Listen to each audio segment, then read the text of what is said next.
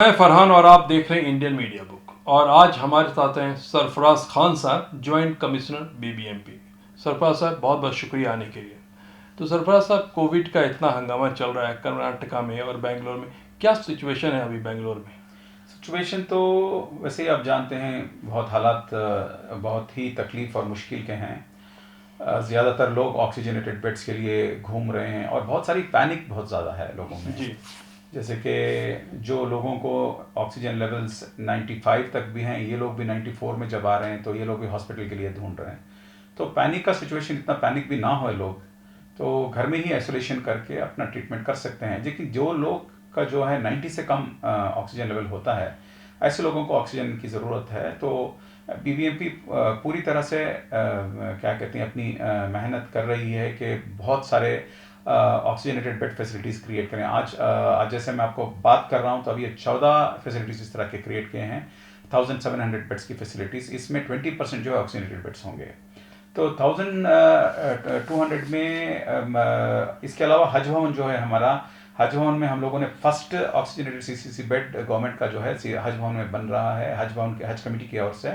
तो यहाँ पर 140 ऑक्सीजनेटेड बेड्स होंगे और कुछ 50 हमारे आईसीयू बनाने का प्रोग्राम है। तो इंशाल्लाह ऑक्सीजन बेड फैसिलिटी तो 4-5 दिन में बाय नेक्स्ट वेडनेसडे या थर्सडे चालू हो जाएगी। और इसकी जो है आईसीयूज का 1-10 दिन में हम करने की पूरी कोशिश कर रहे हैं। विक्रम हॉस्पिटल से हम लोगों ने बात करके टाई अप कर रहे हैं, वहाँ से उनके साथ सपोर्ट लेके करने के लिए। जी, बहुत ज़्यादा हॉस्पिटल से ये कंप्लेन आ रहा है कि जैसे कल मेरे पास एक कॉल आया था कि जब थोड़े वीआईपी आ जाते हैं तो जिनका ऑक्सीजन लेवल गिरता भी रहता है उसको बोलते हैं बेड नहीं है, ऑक्सीजन नहीं है, चले जाओ। तो ऐसे सिचुएशन में कंट्रोल करने के लिए क्या आप लोगों की तरफ से कुछ इंतज़ाम? हाँ, यही तो, जैसे कि स्टेप डाउन हॉस्पिटल बोल के हमारे जो बीबीएमपी के रेफरल हॉस्पिटल्स हैं, जी। तो ये रेफरल हॉस्पिटल्स में जो है हम लोग ऑक्सीजन पेटी, हाई फ्लो ऑक्सीजन कैपेसिटी जो है, HUD जो कहते हैं, हाई डेफिनेशन ऑक्सीजन यूनिट जो हैं, वो हम लोग अभी कर रहे हैं, ऑक्सीजन फैसिलिटी सब कर रहे हैं, हाई फ्लो ऑक्सीजन फैसिलिटी, जिसमें मतलब लोगों को जो है रिलीफ मिलता है, तब तक वो वेंटिलेटर मिले इस तरह, तब तक हम लोग है ना उसको प्रोटेक्ट कर सकते हैं। तो हमारे बीबीएमपी के जितने हॉस्पिटल्स हैं उसमें हम लोग 200 बेड्स का फैसिलिटी अब इमीडिएटली क्रिएट कर रहे हैं। साथ ही साथ में अलमीन हॉस्पिटल भी हमारे साथ दे रहे हैं, वो लोगों का भी कुछ 100 बेड्स की फैसिलिटी उधर हम लोग उधर भी क्रिएट कर रहे हैं, बीबीएमपी और अलमीन के ओर से। और प्राइवेट काफ़ी लोग भी, बहुत ही बढ़िया लोगों में एक जज्बा है लोगों को मदद करने के लिए। काफ़ी बिजनेस हाउसेस और एनजीओस आगे आए हैं फैसिलिटेट करने के लिए। तो उसके लिए भी हम लोग उनके साथ बात कर रहे हैं कि इंशाल्लाह एक 8 दिन में तो हम लोग ये जो मुश्किल है इसको हम लोग हल करने की कोशिश कर रहे हैं सरकार की ओर से, बीबीएमपी की ओर से। ये बहुत ज़्यादा जो पैनिक हो गया है, लोग ऐसा है कि अगर 94 92 पे भी आता है जैसे आपने कहा, तो एक पैनिक में हॉस्पिटल पे लाइन लगाने की कोशिश करते हैं। इसमें 2 केस मेरे सामने ऐसे आए थे कि जब उनके घर पे 92 था तो कहा गया कि आप घर से आपका ऑक्सीजन सिलेंडर रख के आराम से कर सकते हैं, लेकिन हुआ कि 10 घंटा वो लोग कार में घूमते रहे, एक हॉस्पिटल से दूसरे हॉस्पिटल। इस दौरान में ना उनका पानी ठीक से पिला पाए, ना कुछ दे पाए, तो जिससे सेचुरेशन लेवल जो ऑक्सीजन का गिर के बहुत नीचे आ गया।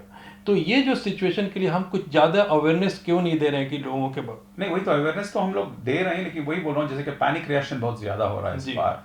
और पैनिक रिएक्शन बहुत ज़्यादा हो रहा है, लेकिन लोगों को भी ना इतना घबराने की ज़रूरत भी नहीं है। कि जैसे कि ऑक्सीजन लेवल अगर 94 तक है तो कोई घबराने की ज़रूरत नहीं है। जैसे आप बता रहे थे कि बाकी का भी जैसे कि 91 92 93 है, तो इसके लिए घर पे ही लोग ऑक्सीजन लेकर रह सकते हैं, कोई प्रॉब्लम इस तरह की नहीं है। लेकिन यही मेरी एक लोगों से रिक्वेस्ट यही है कि लोग घर में मतलब अगर ज़्यादा जैसे जैसे कि ऑक्सीजन लेवल्स बहुत ज़्यादा अगर नहीं गिर रहे हैं तो घर पे भी ट्रीटमेंट ले सकते हैं। जैसे कि अभी देख रहे हैं कि बहुत सारे लोग कंप्लेंट कर रहे हैं कि जो लोगों का जो है वीआईपी लोग हैं, जिसका जस्ट 94 है, 93 है, तो भी वो लोग के बेड्स ऑक्यूपाई करें, जिसको ज़रूरत है उन लोगों को बेड नहीं मिल रही है। तो इस तरह का कुछ सवाल भी उठ रहा है। तो हम लोग भी बीबीएमपी के डॉक्टर्स की ओर से हम लोग भी अवेयरनेस प्रोग्राम काफ़ी लोगों को दिला रहे हैं फरहान साहब। क्या बीबीएमपी के पास कुछ ऐसा नंबर है कि जो लोगों को ये पॉजिटिव रिजल्ट आ जाए तो फ़ोन पे ही बात करके उनको वहाँ से कर ले कि अच्छा ये लेवल है तो आप घर पे बैठिए, इंतजाम कुछ गाइड किया जा सकता है, अच्छा कुछ अरेंजमेंट है? हाँ, तो हमारा हेल्पलाइन नंबर तो है ही बीबीएमपी के वेबसाइट पे, 1912 में जो है हमारे डॉक्टर्स कॉल सेंटर्स में आंसर करेंगे। तो हर कंट्रोल रूम में हम हमारे डॉक्टर्स भी बैठे हैं उधर से एडवाइस करने के लिए, और हम लोग इसकी जो है और लाइंस बढ़ा रहे हैं लोगों क्योंकि में। लोड इतना ज़्यादा है बिल्कुल कि लाइन मिलता नहीं है। ट्राई कीजिए तो आप बहुत बार ट्राई करने के बाद लाइन मिलता मिलता है है, हाँ। और होल्ड में चला जाता है। तो क्या इसको इमिडिएटली थोड़ा नंबर बढ़ाया नहीं जा सकता? देखो वही कर रहे हैं हम लोग, नंबर बढ़ा रहे हैं। और दूसरी चीज़ हम एक और भी चीज़ भी कर रहे हैं कि हमारे जो कोविड केयर सेंटर्स हैं जहाँ पर अबाउट 20% बेड्स हम लोग ऑक्सीजनेट करने के लिए जा रहे हैं अभी, तो वहाँ पर भी हम सुबह हमारे चीफ कमिश्नर साहब से बात कर रहे थे कि अगर लोग जो है पॉजिटिव है तो वो अगर वो सीसीसी के डोर पे चले गए तो उनको ट्राइएज करके इमीडिएटली अगर वो पॉजिटिव है तो उसको एडमिट कर लेना चाहिए जी। किसी के लिए, मतलब इंतज़ार नहीं करना चाहिए कि उसको स्लॉट बुकिंग करने के लिए इंतज़ार करने के वो जो टाइम है वो precious time should not be wasted. So इसके लिए हम लोगों ने इस तरह का सलाह दी है, तो उसके गाइडलाइंस इंशाल्लाह शाम तक हम इशू करेंगे। और वो जो कुरुमंगला में आप लोगों ने एक बनाया था वो चल रहा है क्या? हाँ, अभी वो चालू होगा। तो अब इसके अलावा 14 और यूनिट्स बने हैं। और हाल ही में चर्च ऑफ साउथ इंडिया जो मिशन हॉस्पिटल है वहाँ पर भी अबाउट 150 बेड्स का ये हॉस्पिटल बनेगा एक 1 वीक में। और जैसे आपको बता रहा था अलमीन हॉस्पिटल एक है, और अंबेडकर हॉस्पिटल में भी 450 बेड्स हैं, इसका भी एक 3-4 डेज में चालू हो जाएगा। ये बेसिकली जो लॉकडाउन हो रहा है इसका क्या आपको कुछ बेनिफिट नज़र आता है? हाँ, बेनिफिट तो ज़रूरी है, ये जो चेन ब्रेक करने के लिए ज़रूरी है। जैसे आप देखते हैं कि हम लोग जब लॉकडाउन के जब सरकार की ओर से लोगों को कह रहा है कि मास्क पहनिए तो कोई मास्क नहीं पहन रहा था। शादियों में लोग धड़ाधड़ घूम रहे हैं, कोई मार्केट में जा रहा है, तो मास्क पहनने का एक तरीका होता है। जैसे कि मास्क हमेशा अपनी नाक के ऊपर लगाना चाहिए, लोग नीचे लगाते हैं। ऐसे ही वो पता नहीं इसका जो हम लोग अवेयरनेस कितनी अवेयरनेस देने के बाद भी ये लोगों को समझ नहीं आ रहा है। तो ये लोग क्या कहते हैं, हाल ही में ये लॉकडाउन होने के थोड़े पहले एक जुम्मा में भी मैं एक मस्जिद में गया था, तो कोई भी मतलब कोई सोशल डिस्टेंस नहीं था, कोई मास्क नहीं पहना था। तो सिमिलरली हर जगह भी जो जैसे कि प्लेस ऑफ वर्शिप है उधर भी वही चल रहा है। तो जहाँ पर लोग कॉन्ग्रीगेट करते हैं तो लोगों को रिस्पॉन्सिबिलिटी, लोगों की बहुत बड़ी रिस्पॉन्सिबिलिटी, ये बीमारी का सबसे बड़ा वैक्सीन यही है कि लोग मास्क अप करें। और ये जो कहते हैं 2 गज की दूरी जो है ये बहुत बहुत ज़रूरी है। जब तक हम लोग 2 गज की दूरी नहीं करते तो किसी को कोई प्रॉब्लम होने वाला नहीं है। लेकिन सरफराज साहब प्रॉब्लम क्या है, पब्लिक तो नहीं मान रही है, हमारे पॉलिटिशियन भी नहीं मानते हैं। प्रॉब्लम तो वो है कि वही तो अभी अब देखिए कि बात ये है कि जो हमारे बड़े दिखाएंगे जनता भी वही करती है। देखिए कितना बड़ा प्राइस हम लोगों को देना पड़ रहा है हाँ। इस तरह के लिए। हम लोग जो है फैसिलिटीज़ सडनली इतनी बड़ी मुसीबत हम पे हमारे सर पे, हमारे सोसाइटी पे और हमारे सिटी पे आई है कि हम लोग मतलब दिन रात हम लोग काम करें कि फैसिलिटीज़ क्रिएट करें। ये किस चीज़ से है?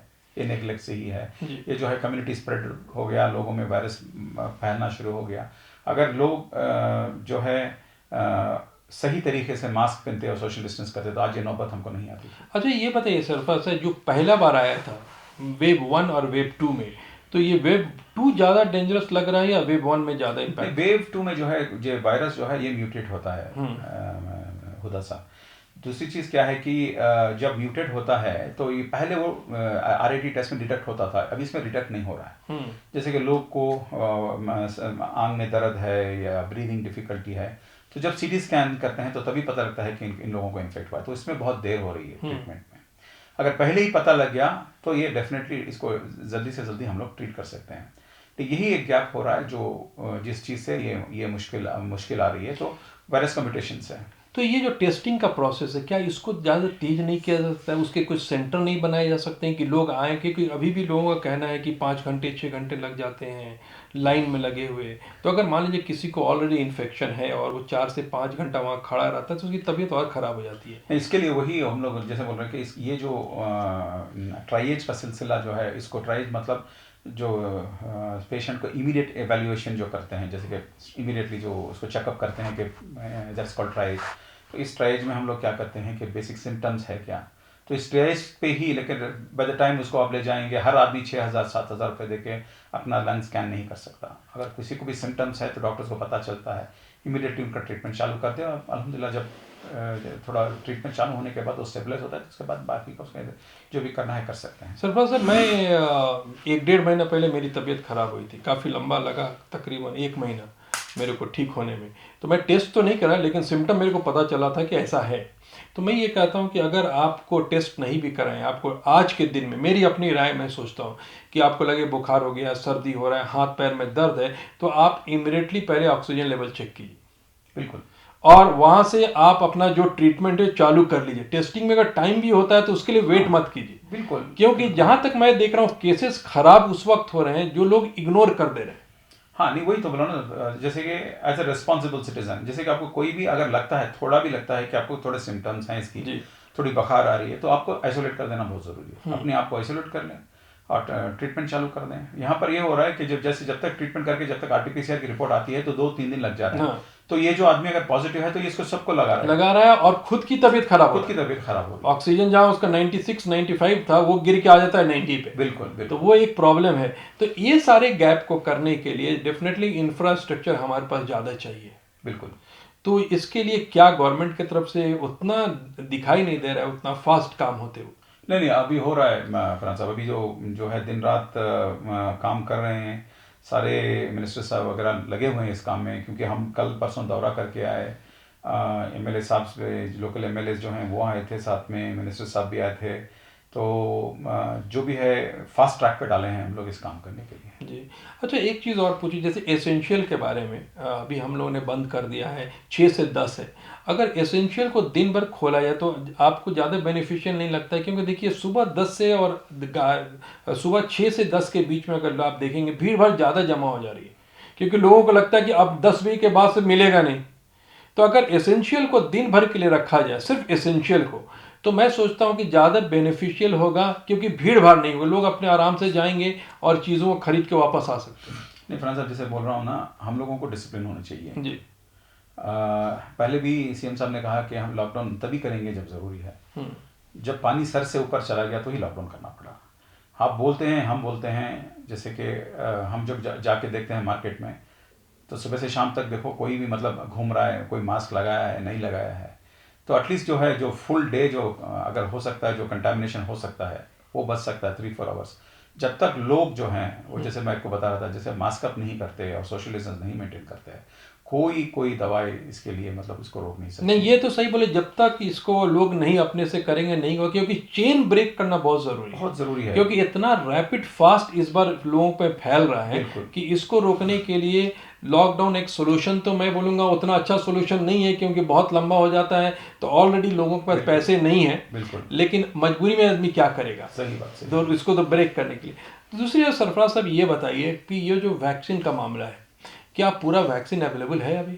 हाँ, वैक्सीन हर जगह अवेलेबल है, लेकिन ये एक ट्रेंड हम जो देख रहे हैं कि हमारे जो मुसलमान भाई जो हैं, भाई बहन जो हैं, ये लोग वैक्सीनेशन लगाने में हिचकिचा रहे हैं। ये पता नहीं ऐसा क्यों, क्योंकि पहली चीज़ तो ये है कि वैक्सीन लगाना बहुत ही ज़रूरी है। और मैं आपको बताऊं, हिंदुस्तान में जो वैक्सीन बन रहे हैं, जो अगर आप इंटरनेशनल वैक्सीन से कंपेयर करेंगे तो उसके मुकाबले में है। और माशाल्लाह जो है वैक्सीन्स बहुत अच्छा काम कर रही हैं। और ये बहुत सारे अफवाहें लग रहे हैं लोगों में कि वैक्सीन लगाने से लोग मर रहे हैं, ये बिल्कुल गलत है। अगर कोई किसी भी जो वैक्सीन लगाने को नेचुरल मरता है तो वैक्सीन पे लोग इल्ज़ाम दे रहे हैं कि वैक्सीन से मर रहा है। तो कहीं भी ऐसा नहीं हुआ है कि वैक्सीन से कुछ ये नहीं हुआ है। हम देख रहे हैं कि जो लोग वैक्सीन लगाए हैं इनका immunity levels are much higher. ऐसा नहीं है कि इन्फेक्शन नहीं हो रहा, इन्फेक्शन होगा, लेकिन इन्फेक्शन से कोई तकलीफ नहीं होती इन लोगों को। जैसे कि मामूली बुखार सा आ रहा है, बुखार आके लोग ठीक नहीं। अब जैसे कि लोगों को बहुत सारा इस पे हो गया कि हमारे सीएम साहब को इन्होंने ले लिया था वैक्सीन, उसके बाद भी उनको, हाँ, तो 3-4 दिन में वो वापस आ गए ना, पॉजिटिव हो गया। हाँ, तो 3-4 दिन में तो वापस आ गए। तो सी इट इज तो बेनिफिट है उससे, बिल्कुल बेनिफिट है। हर आदमी, देखिए ऐसा हो रहा है कि ये हमारी कौम जो है, ये लोग इससे महरूम हो रही है जी। ये जो पता नहीं कौन ये गलत अफवाहें फैला रहे हैं लोगों में, कौन ये गलत ये कर रहा है। देखिए अब हम भी वैक्सीन लगाए अल्हम्दुलिल्लाह, लगा के हम लोग हैं, हमारे सब लोग हैं, हमारे जो काफ़ी मुसलमान ऑफिसर्स कोलीग्स भाई लोग हैं, सब लगाए, सब ये कर रहे हैं। और हमारे जो क्या कहते हैं मेरे ब्रदर इन लॉ जो आईपीएस ऑफिसर हैं केरला में, उनके सारे लोग लगाए, उधर भी सारे लोग मुसलमान लगा रहे हैं। पता नहीं यहाँ पर क्यों इस तरह की एक एक अफवाह सी मार्केट में उड़ गई है कि इससे का साइड इफेक्ट बहुत ज्यादा है। बिल्कुल कुछ नहीं है फरहान साहब। देखिए, अगर बचपने में आपको याद होगा, हम लोग जब वैक्सीन लगाते थे तो 1-2 दिन की बुखार तो आती थी। बुखार आना अच्छा है, जब तब बुखार आना इसलिए अच्छा है कि आपके एंटीबॉडीज काम कर रहे हैं। आपको खुशी होनी चाहिए कि ठीक है, अगर थोड़ा मेरे को टेम्परेचर हो गया, ऐसा कुछ हो गया, क्योंकि मेरा वैक्सीन मेरे को काम कर रहा है। तो लोगों को, मैं लोगों से आजिज़ाना गुजारिश करता हूं कि ये जो सहूलत है, इस सहूलत से महरूम ना रहे, तो वैक्सीन लगाएं। तो बिल्कुल लगाएं। अभी अवेलेबल है इंशाल्लाह सबको मिलेगी, वैक्सीन मिलेगी। हम लोग कैंप्स भी करने वाले हैं जी। तो जल्दी से जल्द अपने मोहल्ले में जब हमारे बीबीएमपी के लोग आएंगे और वैक्सीनेशन कैंप करेंगे तो जरूर जाके वैक्सीन लगाएं। सरफराज भाई, ये बताएं कि वैक्सीन के चार्जेस क्या हैं जो आपके बीबीएमपी की तरफ से मिलेंगे या प्राइवेट हॉस्पिटल में, इसका क्या रेट कुछ नहीं? अभी तो बीबीएमपी से जो है वो गवर्नमेंट ने अनाउंस किया है कि फ्री देंगे। अच्छा। तो इसका जो मार्केट का रेट जो है अभी उसका कम कर रहे हैं, लेकिन कितना फिक्स किया है अभी एग्जैक्टली तो नहीं पता। लेकिन गवर्नमेंट की जब फैसिलिटी है तो लोग गवर्नमेंट फैसिलिटी क्यों नहीं, जब अपने घर पे आके लोग अगर दे रहे हैं, आपके मोहल्ले में आके जब दे रहे हैं, तो हम लेकिन देखिए लास्ट 1 मंथ से हम लोग अपार्टमेंट्स में, पीएचसीज में कैंप्स चला रहे हैं, लोकेलिटीज में कैंप चलाने जाके लोग उसका सहूलत। तो क्या उसको पूरे ढंग से मेंटेन किया जा रहा है, टेम्परेचर हाइजीनिक मेंटेन हो रहा है? क्योंकि बिल्कुल जैसे मैं आपको बताया था कि हमारे वैक्सीन जो है इंटरनेशनल के टक्कर में हैं वैक्सीन हमारे, और उसको जो प्रोटोकॉल मेंटेन करना है, उसको जो स्टोर करने के लिए, इम्प्लीमेंट करने के लिए अल्हम्दुलिल्लाह कर रहे हैं। तो आपका ये है कि वैक्सीन लगाना चाहिए और वैक्सीन से कोई प्रॉब्लम नहीं है। बिल्कुल।